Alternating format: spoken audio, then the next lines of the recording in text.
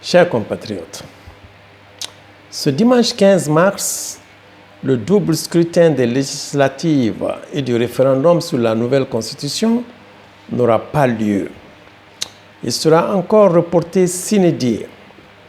La Commission électorale nationale indépendante, la CENI, disait attendre les conclusions du rapport de la mission d'évaluation des experts de la CEDEAO avant de fixer une nouvelle date.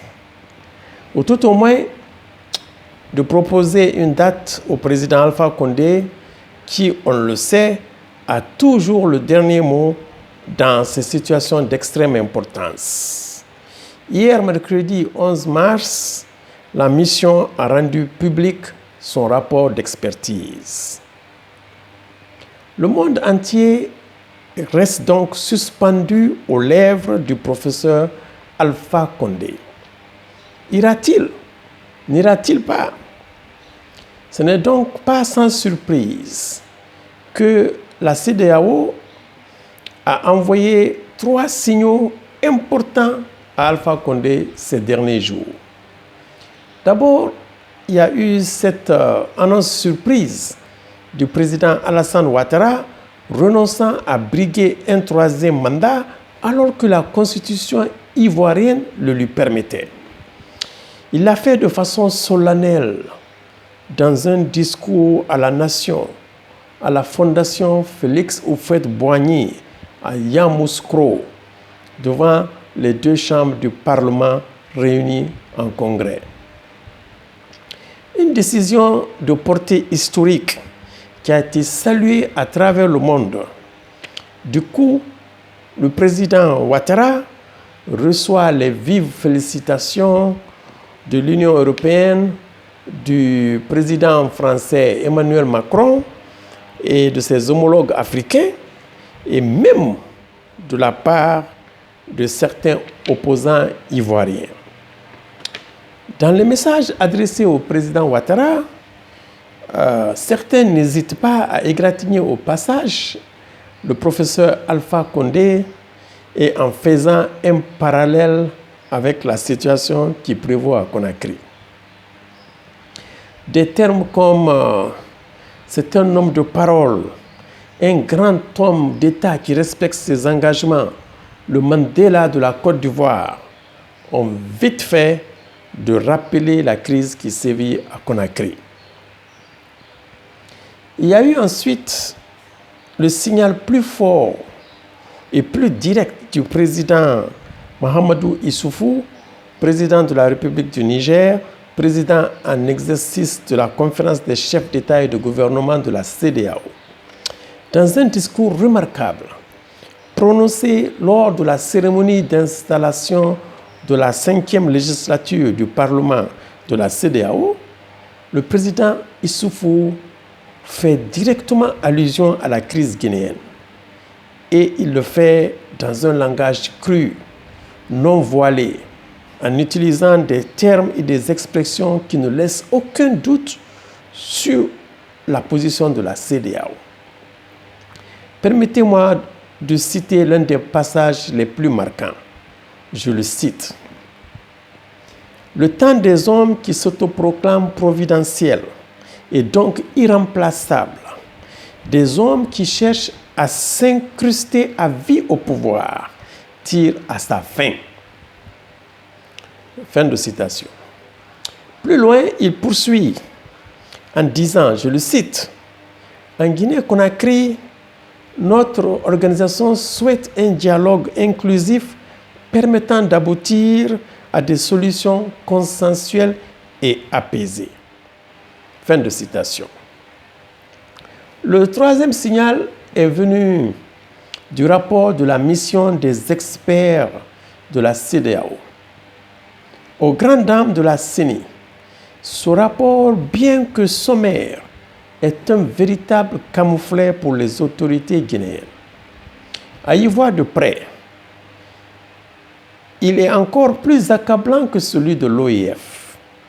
La mission recommande d'extraire du fichier 2 438 992 électeurs inscrit sans aucune pièce justificative. Mais ce n'est pas tout.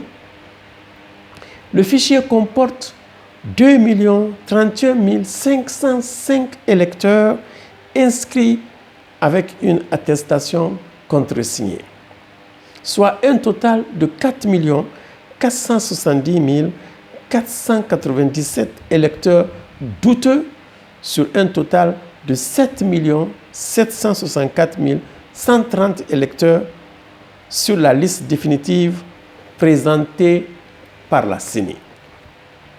Chers compatriotes, voilà donc des signaux qui ne doivent tromper personne. La décision revient à Alpha Condé, mais toute décision qu'il prendra devra intégrer ces facteurs, tenir compte de ces signaux envoyés par les représentants des États membres de la CEDEAO. S'il choisit la fuite en avant, ce sera à ses risques et périls, car il sera tenu pour responsable si la situation arrivait à dégénérer. Par contre, il peut encore surprendre tout ce beau monde en suivant les conseils et les recommandations de ses pairs, des partenaires au développement, pour sortir par la grande porte. Alpha Condé et les faucons du régime doivent comprendre que la crise actuelle a largement dépassé les frontières guinéennes pour interpeller tous les acteurs de la scène internationale. Certainement, ils ne s'en rendent pas compte. Les enjeux ont pris une dimension régionale et internationale. Et ce n'est plus une affaire guinéo-guinéenne. Que personne ne vienne nous dire après qu'il ne savait pas, car les risques de déstabilisation de la sous-région s'accentuent de jour en jour.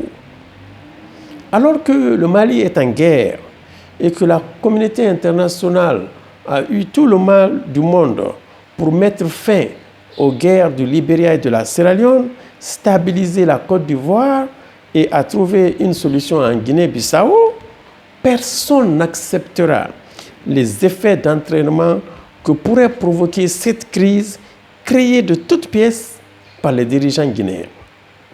Et ce serait un gâchis de voir les 40 années de lutte du professeur Alpha Condé finir par un désaveu cinglant, une humiliation et un déshonneur tel que l'ont connu certains dirigeants africains qui se sont retrouvés à la CPI.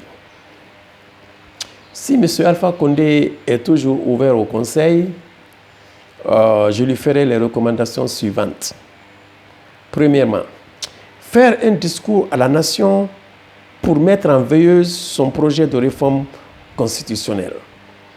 Dans ce même discours, annoncer solennellement qu'il ne sera pas candidat à la prochaine élection présidentielle. Deuxièmement, reporter les élections législatives qui pourront être organisées entre les deux tours de la présidentielle en octobre 2020.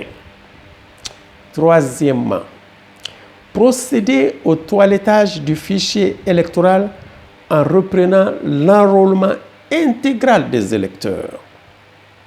Quatrièmement, parachever les élections communales et communautaires organisées depuis février 2018. Je sais qu'il lui sera très difficile de prendre une telle décision vu que les faucons du régime et les extrémistes de tous bords ont fait monter les enchères à un point de non-retour.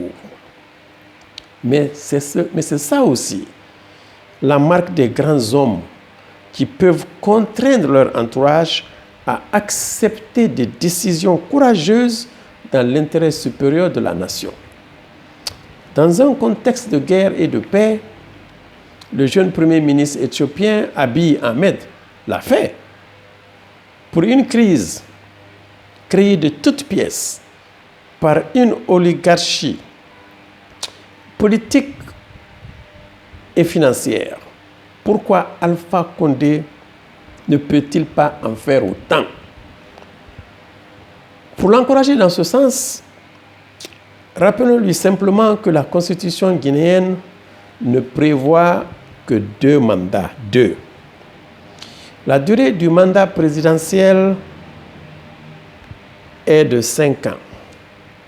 5 ans, renouvelable une seule fois. En aucun cas, nul ne peut exercer plus de 2 mandats présidentiels consécutifs ou non. Vive le FNDC, vive la refondation, je vous remercie.